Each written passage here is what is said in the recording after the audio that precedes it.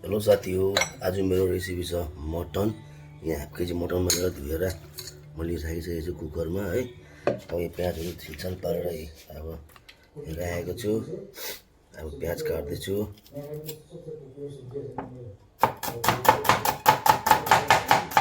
चाहिँ म एकदम पहिला यसलाई सबै मसलाहरू हालेर मेरिनेट गरेर राख्ने हो, अन्त पकाउने हो है।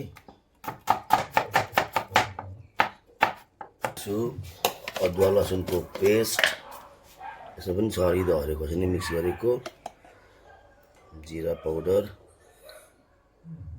जिरा पनि घरमै पिनेको हो, यो धनिया,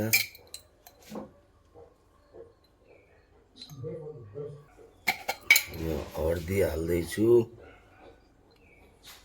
है, काश्मिरी त होइन, यो अलिकति फुड कलर हो।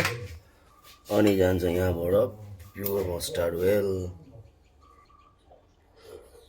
मस्टर्ड ओइल गइसकेपछि अब यसमा जान्छ स्वाद अनुसार नुन। अनि गरम मसला चाहिँ म के गर्छु होला भने चाहिँ गोटा गरम मसला चाहिँ भरे म पहिला यसलाई मैले खालि मेरिनेट गरेर राखेको हो। गोटा मसला चाहिँ भरे म जब यसलाई म कराईमा हल्का कराईमा फ्राई गर्छु। पहिला यसलाई मजाले अहिले कसाएको मात्रै हो। मसला कसाउनुको लागि चाहिँ कराईमा भरे म गरम मसला हालेर गरम मसला तेलमा फोरन दिएर चाहिँ अन्त यसलाई म मजाले कसाउँछु। त्यसपछि चाहिँ कुकरमा हालेर, बेसी पर्दैन, यो त मोटामोटी 7-8 किलोको खसी हो। यसलाई 3 सिटी हालिदियो भने पाकिहाल्छ। यो हेर्नुहोस्, यसलाई यसरी मजाले मोल्ने हो।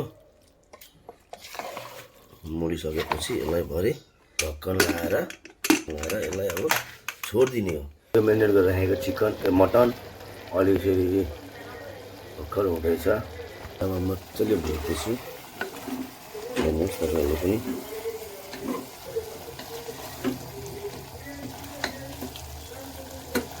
हेर्नुहोस् मटनको साइज। यसलाई यत्तिकै भुट्ने हो मजाले। पानी सुकिसकेपछि त्यहाँबाट गरम पानी हालेर यसलाई 2 सिटी मार्ने हो।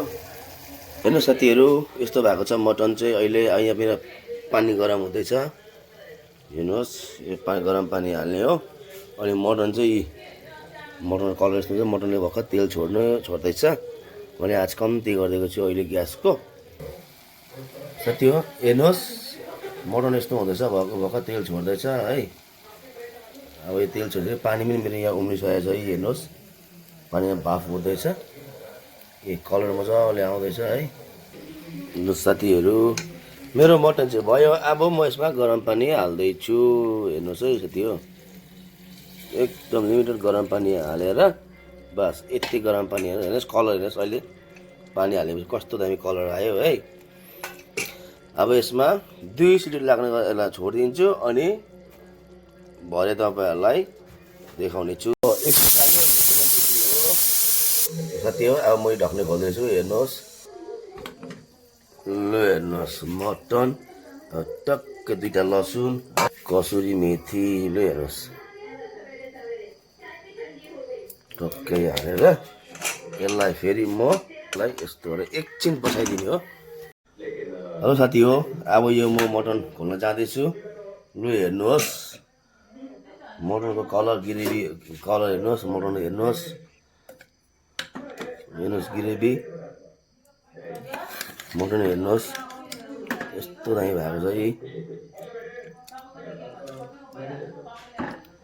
हेर्दै खाउँ लाग्दो भएको छ मटन चाहिँ है। म यहाँ निकाल्दैछु, हेर्नुहोस्। मेरो मटन चाहिँ भनेको जस्तै दामी भएछ। लसुन पनि ठिक्कै पाकेको छ, हेर्नुहोस्। लसुनलाई पनि बेसी पाएको छैन, एकदम ठिक्कै पाएको छ है, खाने लायकको भएको छ।